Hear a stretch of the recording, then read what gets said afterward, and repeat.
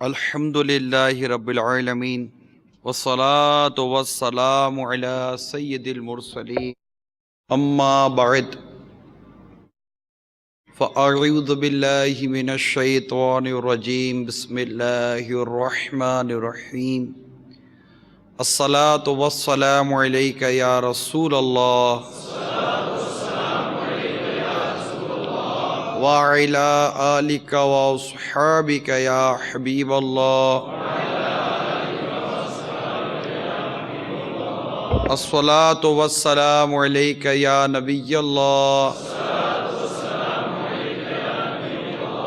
وعلى آلك وأصحابك يا نور الله نويت سنة الاعتكاف۔ میٹھے اسلامی بھائیوں، جب کبھی مسجد میں داخل ہوں یاد کا کہ اعتکاف کی نیت ضرور فرما لیا کیجئے۔ رحمت عالم نور مجسم شاہ بنی آدم رسول محتشم صلی اللہ تعالی علیہ وآلہ وسلم کا فرمان علی شان ہے، تم میں سے قیامت کے دن میرے سب سے زیادہ نزدیک وہ شخص ہوگا جس نے دنیا میں مجھ پر کثرت سے درود پڑھے ہوں گے۔ صلو علی الحبیب صلی اللہ تعالی۔ تبلیغ قرآن و سنت کی عالمگیر غیر سیاسی تحریک دعوت اسلامی کے اشاعتی ادارے مکتبۃ المدینہ کی مطبوعہ 397 صفحات پر مشتمل کتاب پردے کے بارے میں سوال جواب ابھی میرے ہاتھ میں، اس کے صفحہ نمبر 302 پر ایک بڑی ایمان افروز حکایت ہمارے شیخ طریقت امیر سنت نے نقل کی ہے۔ حضرت سیدنا کعب الاحبار رضی اللہ تعالی عنہ فرماتے ہیں کہ حضرت سیدنا موسیٰ کلیم اللہ علی نبینا وعلیہ الصلوۃ والسلام کے زمانے میں ایک مرتبہ قحط پڑا۔ لوگوں نے آپ علی نبینا وعلیہ الصلوۃ والسلام کی بارگاہ میں درخواست کی، دعا فرمائیے تاکہ بارش ہو۔ آپ نے ارشاد فرمایا میرے ساتھ پہاڑ پر چلو۔ سب لوگ ساتھ چل پڑے۔ آپ نے اعلان فرمایا میرے ساتھ کوئی ایسا شخص نہ ہے جس نے کوئی گناہ کیا ہو۔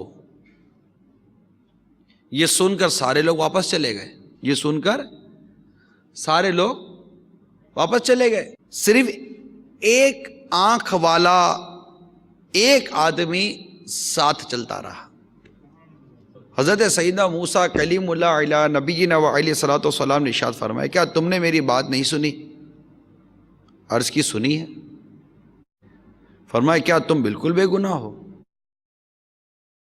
عرض کی مجھے اپنا اور کوئی جرم تو یاد نہیں، البتہ ایک بات کا تذکرہ کرتا ہوں۔ فرمایا وہ کیا؟ عرض کی ایک دن میں نے گزرگاہ پر کسی کی قیام گاہ میں ایک آنکھ سے جھانکا تو کوئی کھڑا تھا، کون اس کا نہیں پتا، کوئی کھڑا تھا۔ کسی کے گھر میں اس طرح جھانکنے کا مجھے بہت قلق یعنی صدمہ ہوا۔ میں خوف خدا سے لرز اٹھا، مجھ پر ندامت غالب آئی اور جس آنکھ سے جھانکا تھا اس کو نکال کر پھینک دیا۔ ارشاد فرمائیے اگر میرا وہ عمل گناہ ہے تو میں بھی چلا جاتا ہوں۔ حضرت سیدنا موسیٰ کلیم اللہ علی نبینا وعلیہ الصلوۃ والسلام نے اس کو ساتھ لے لیا۔ پھر پہاڑ پر پہنچ کر آپ نے اس شخص سے ارشاد فرمایا اللہ سے بارش کی دعا کرو۔ اس نے یوں دعا کی یا قدوس عز وجل، یا قدوس عز وجل، تیرا خزانہ کبھی ختم نہیں ہوتا اور بخل تیری صفت نہیں، اپنے فضل و کرم سے ہم پر پانی برسا دے۔ فوراً بارش ہو گئی۔ اور دونوں حضرات بھیگتے ہوئے پہاڑ سے واپس تشریف لے آئے۔ اللہ عز و جل کی ان پر رحمت ہو اور ان کے صدقے ہماری مغفرت ہو۔ صلو علی الحبیب صلی اللہ تعالی علیہ، توبوا الی اللہ، صلو علی الحبیب صلی اللہ تعالی علیہ۔ میٹھے میٹھے اور پیارے پیارے اسلامی بھائیوں، آج عرب امارات میں ذی قعدہ کی چوتھی شب ہے، 1430 سنہ ہجری۔ دبئی میں دعوت اسلامی کا ہفتہ وار اجتماع مسجد البر میں ہوتا ہے ہر ہفتے۔ آج اسی ہفتہ وار اجتماع میں ہم شریک ہیں،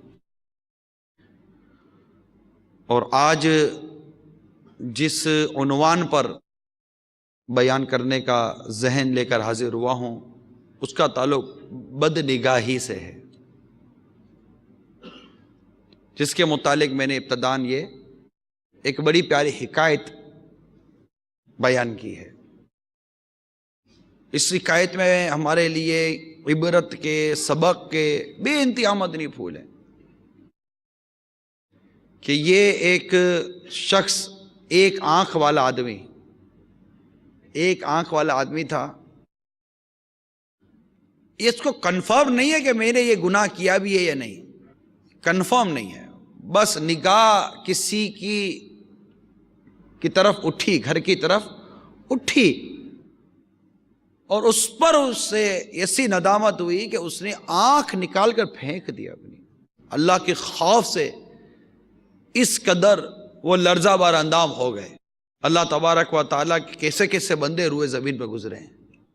اور اس پر اور مزید غور کیجئے کہ یہ ایک عمل جس پر یہ حضرت موسیٰ کلیم اللہ علیہ نبینا علیہ الصلوۃ والسلام سے تفتیش کروا رہے ہیں کہ آپ بتا دیجئے اگر یہ گناہ ہے تو میں چلا جاتا ہوں، لیکن اس کے علاوہ یہ عمل اگرچہ گناہ نہیں تھا، لیکن اس کے علاوہ کوئی ایسا عمل بھی اس کے نامہ اعمال میں نہیں ہے جس میں اس کو شک ہو کہ یہ گناہ ہو گیا ہو۔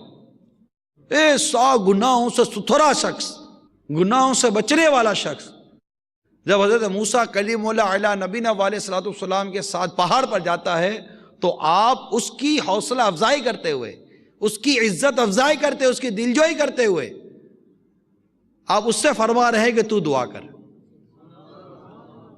سیدنا فاروق اعظم رضی اللہ تعالی عنہ نے حرمین طیبین کا قصد کیا تو میرے آقا صلی اللہ تعالی وسلم نے بھی شفقت فرماتے ہوئے ارشاد فرمایا، عمر ہمیں اپنی دعاؤں میں یاد رکھنا۔